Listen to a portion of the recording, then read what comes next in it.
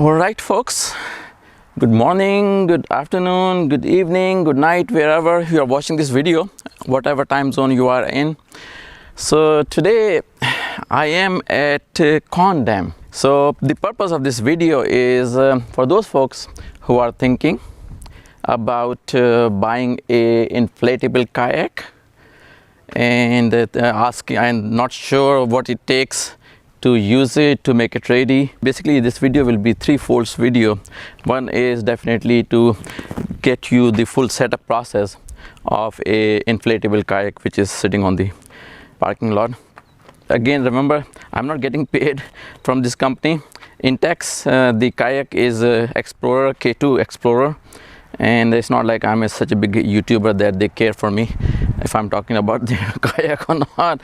But the purpose is basically just to show the basic process of this kayak, how to make it ready, and is it worth it or not compared to the fiberglass kayaks which are readily available everywhere. First of all, obviously one of my reason of buying this kayak is that I have a car, and car has no roof rack or something like that. So I was just thinking, what should I do? Should I just go through the whole process of putting a roof rack and getting a fiberglass kayak, and then every single time I have to load it on the roof and then take it off and then drive in the van and be careful about flying or not flying from the roof, you know, that kind of situation. So I obviously have a trunk which is always available for me. So I did some research and found this Explorer K2 kayak. This is a two-person kayak, and I said let me buy. At that time they are now very expensive because I think because of the COVID situation everybody is doing the outdoor activities, so they are quite expensive now. But the time I bought them, this whole package over here was about only 85 bucks. Now when I'm looking at Amazon, they are around $285 or $300, the same thing.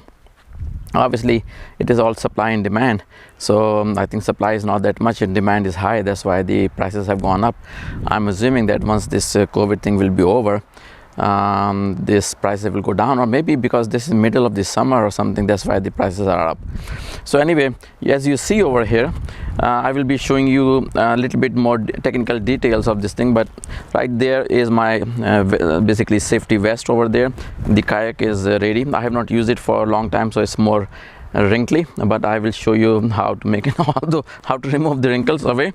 There is a basically manual pump. I don't use the electric or motorized pump. I use the manual pumps. I will be showing you how to do it and how much time it takes. The seat for the kayak, the pedals, one pedal is unassembled, so I'm going to assemble everything in front of you. But one of the other bigger thing which I'm going to do first time myself is this thing which you are seeing here. I mean, obviously I have done the paddling, but there are some time where I wish like I have a motor so I can go a little farther and also don't worry about getting tired and something like that, and still come back safely wherever I ended up going, how long, because this lake is very big and it goes all the way to Napa. I have gone at the most to the other end, and then I get tired because there is wind, there is waves and everything, and then I come back here. But today in your presence, I am going to try the very first time. This is a mechanism developed by this drill paddle company. Basically there is propeller at the bottom, and then there is a shaft with some foam. Foam is basically only used to keep it float if it detached from the drill machine. So this is the drill which I have bought separately, and there are two batteries. One is already connected, one is sitting outside.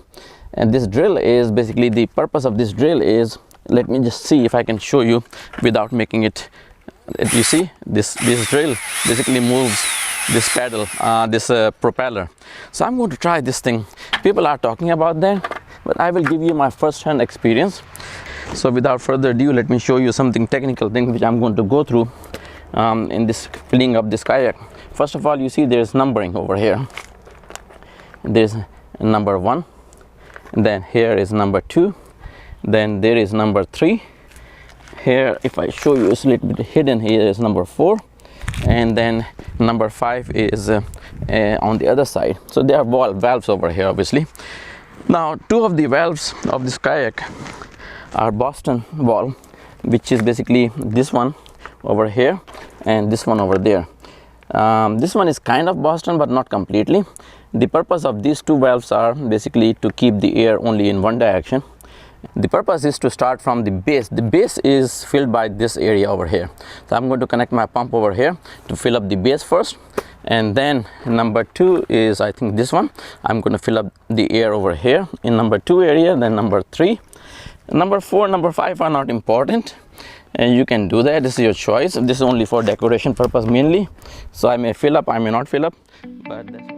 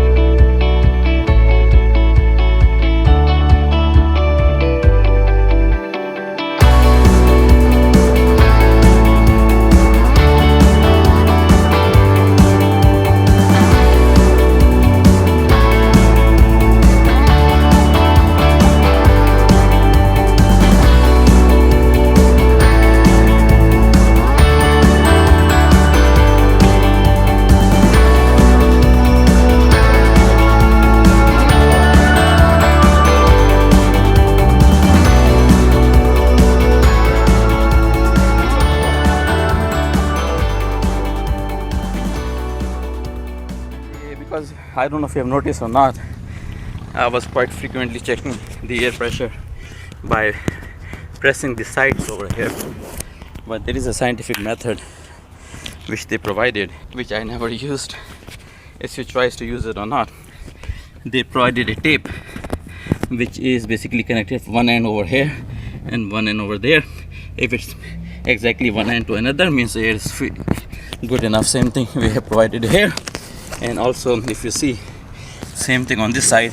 But I've been using this kayak for almost 2 years, so I have some general idea. So that is where we are now. The next step obviously is to fill up the air into the seat, which is going to go inside.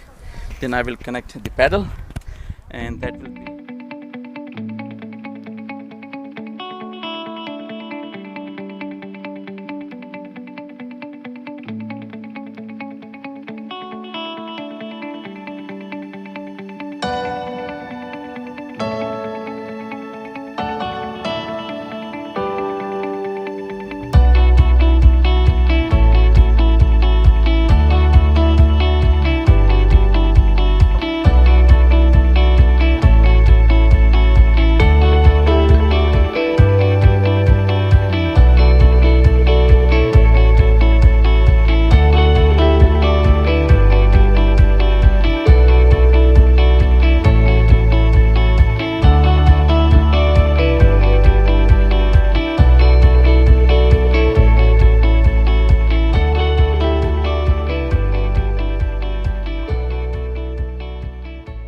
but it's ready.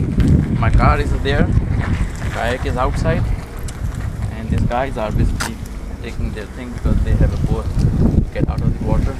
So obviously I don't have a boat, but you see the water, there is the other one which I'm talking about, the fiberglass one. Is somebody using it in the water over there.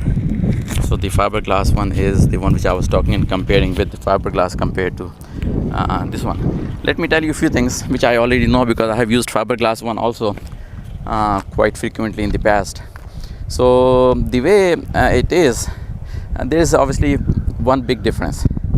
Fiberglass is moves much faster compared to this basically inflatable kayak. The reason is, you see, the base of this kayak is quite wide. so the area which is touching the water is quite wide, and because of that the friction comes, and because of that resistance comes, and then also it has a huge body of air filled chambers over here, which is also creating a friction because with the wind over here. The fiberglass kayak moves quicker because it has very small surface area in the bottom which is touching the water.